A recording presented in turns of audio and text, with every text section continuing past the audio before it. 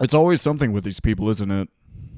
21 South Carolina GOP lawmakers propose death penalty for women who have abortions. Yeah, the very pro-life party, am I right? Now, before we get into this, may I just remind everybody, and please, I want everybody to keep this in mind. We are not clowning on Republican voters. I believe the last time anyone really covered this issue, or at least during the overturning of Roe, Americans were polled at some 70% bipartisan support for Roe v. Wade, at least 70% bipartisan support of Roe v. Wade. So again, we're not dunking on the poor voters, may they be Republican or not, who are dealing with this. We talked a little bit about this in the last stream, the last actual political stream that we did,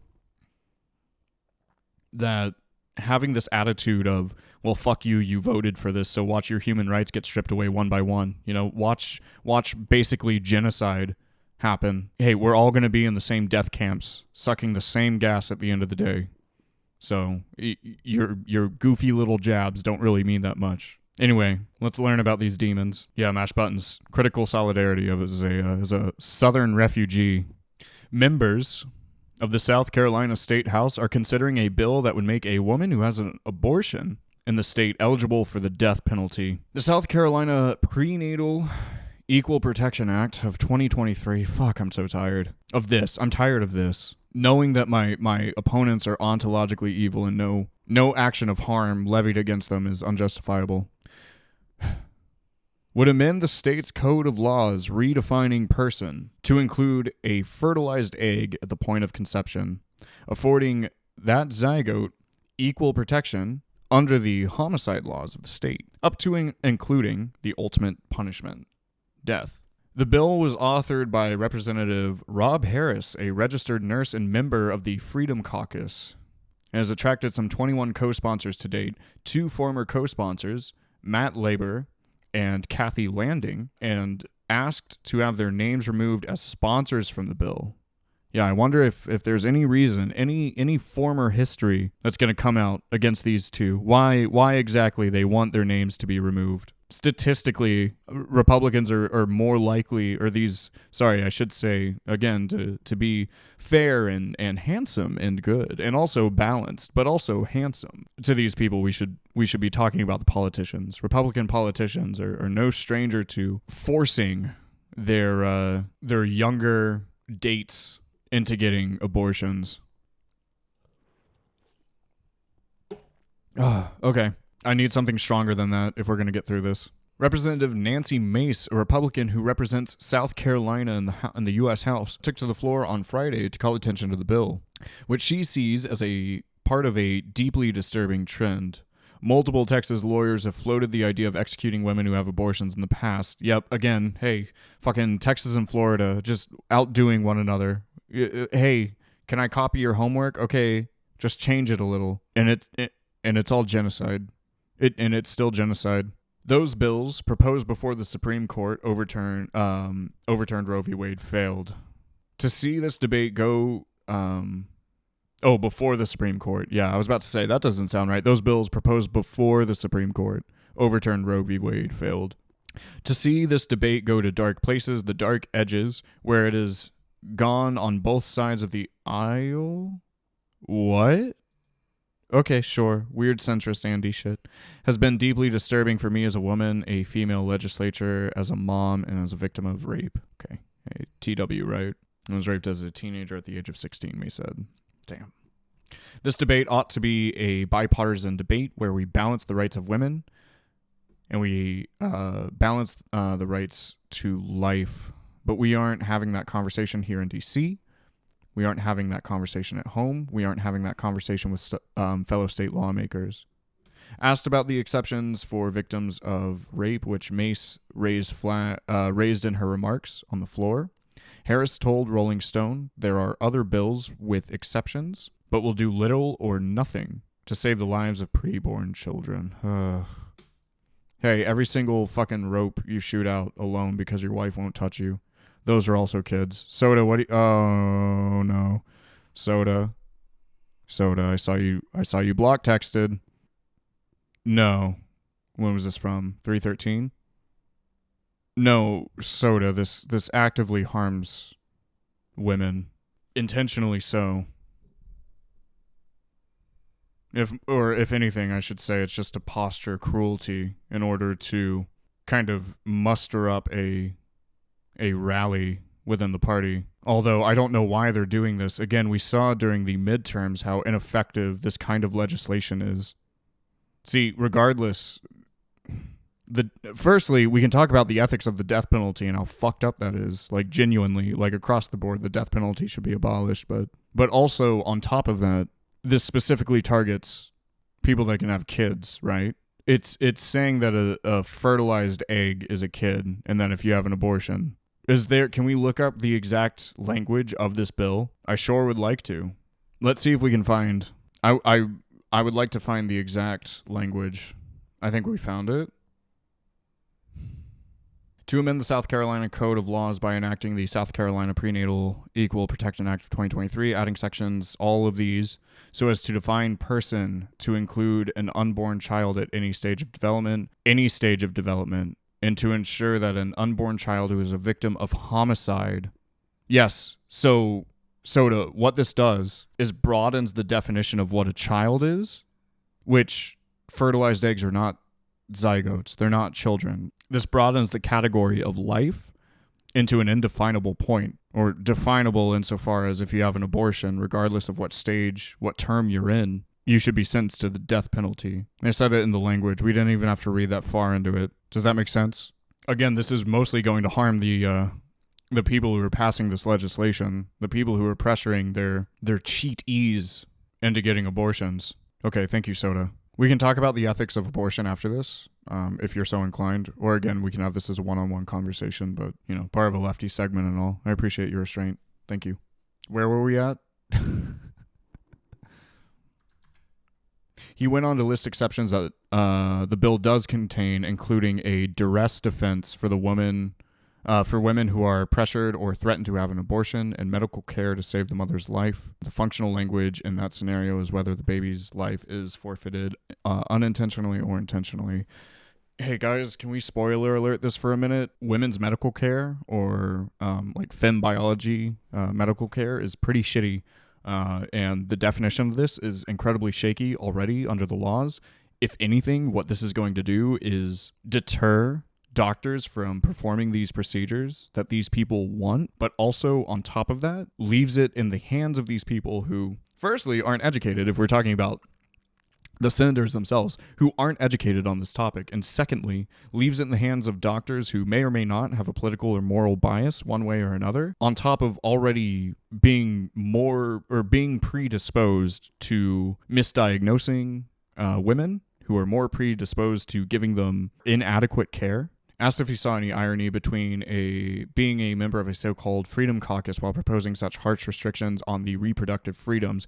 Yeah, again, hey, classic small government shit, right? I don't really know if we need to go into this. I don't know. Again, God, the Republican Party is committed to genocide at this point. Not its voters, but goddamn, or at least some of its voters, I should say. It's hard to tell. Again, the general outpouring of support for protecting bodily autonomy is bipartisan. This is not something that simply just is a left-leaning issue. I don't think it needs to be said. I mean, whatever. Hey, you guys like you guys like me fucking dunking on Ben Shabibs? We have a little clip showing how anti-life, these constituents and these pundits actually are. But I could pull up no shortage of clips. We'd be here all night. Okay, before we get into this weird, wacky turn. Okay, seriously, this is going to, and this intentionally goes after, more often than not, women, but people that can have kids. It's intentionally cruel. It's a failed front. See, this happened during the midterms. The Republicans got fucking trampled all over because they focused so hard on Roe v. Wade, on overturning the rights of bodies, of people to make their own fucking choices. And they got demolished. So much so that people within their party said, please stop, please, we can't. Stop focusing on Roe v. Wade. You're dooming us right now. And sure enough, the exact opposite of a red wave happened. Anyway, Okay, Ben, show me how pro-life you are. If government can protect kids from the sick radical left, shouldn't they also protect kids from hunger? Wouldn't it make sense to strengthen food stamps and have school lunch be free, since some kids are in school lunch Yes. End credits. debt? Well, I mean, if you are a parent, school lunches are not going to solve the problem of child hunger at any serious level. If there is a problem of children actually starving, that is a child endangerment scenario in which CPS needs to be called. It's dog, it's the shit that you propagate. It's once this kid that you are now, threatening mothers for bringing into a impoverished life, After you are holding essentially a gun to their head and forcing these kids into life, you force them into poverty, into a situation where, hey, I really didn't want to have a kid, but here we are. Once they're born, fuck them. Education, gone. Food, gone. Hey, you're on your own, bucko. Child starvation. The truth is, it does not take that much money to feed a child. I know I have 3 of them. You should be feeding your child before you feed yourself. It's that simple. It doesn't take that much money. See, I actually make a lot of it selling my cum mug club. So, did you ever think about that, Libs? There's a much deeper problem. Maybe At work than school lunches if kids are what did he feeding your child before you feed yourself. Oh god, hey, here's an idea. Here's a great idea. Maybe you shouldn't have to choose who's being fed. Hey, maybe we should all just be fed, right?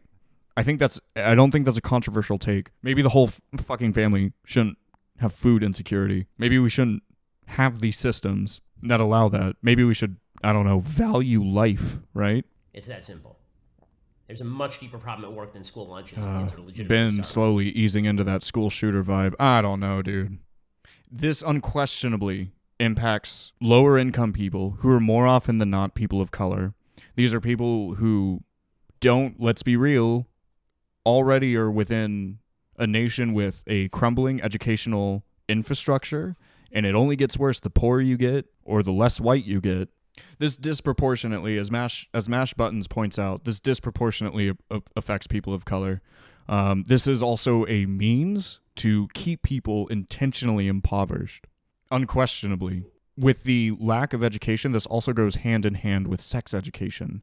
As we're going to get to in a later segment, see, not only just education is being kind of forcibly rewritten as the nation is devolving into Christo-fascism, and the pedagogy of sex education is turning into postmarital missionary for the sole purpose of procreation. Hey, spoiler alert, guys, kids fuck, all right? Any other fucking freaks in chat who made the mistake of messing around with your partner as a teenager? Because, hey, right here, definitely one of those.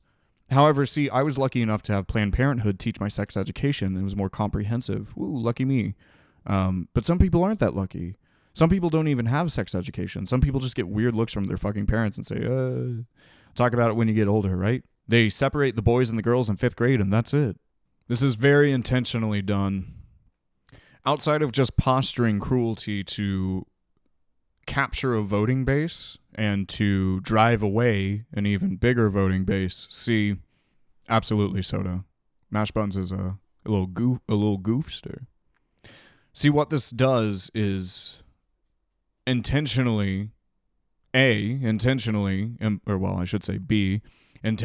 impoverishes historically marginalized groups, and then outside of that pressures doctors into not performing what are genuinely life-saving procedures, even if the mom is not in danger physically. These are life-saving procedures more often than not. If I remember correctly, when I was in college several years ago, the statistic was that 1 in 3 women had one abortion by the time that they were 35, I believe. And most of these women had kids already and just didn't want any more. Yeah, the pro-life party consistently seems to be in favor of and committed to not life. Hey, Fire Tiger, when you're nutting over Sonic inflation fan porn, you're killing babies, okay? That's my position. Sorry, if we're going to have this deeply unserious conversation, then. Hey, do you know how many fucking fertilized eggs don't make it? Those aren't kids. Hey, spoiler alert. It happens all the fucking time. It's all the time. Every single time a fertilized egg doesn't come out, you think that's a basis for murder? Goodbye.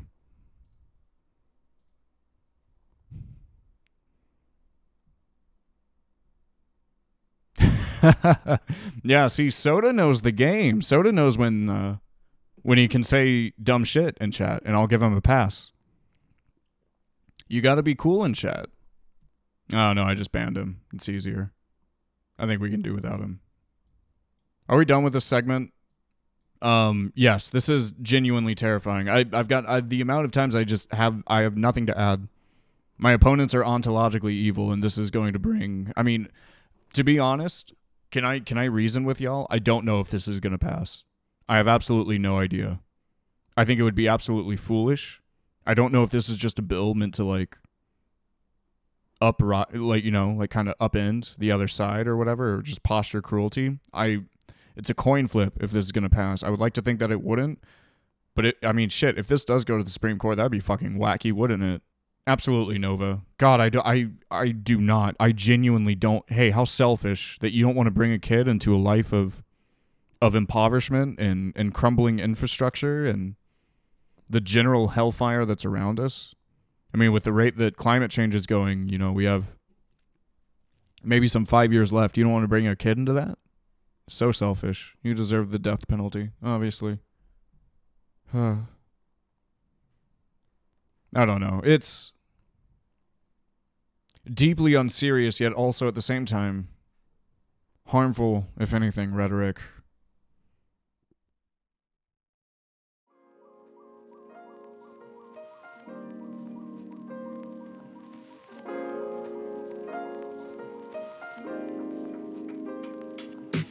Hey, thank you so much for watching.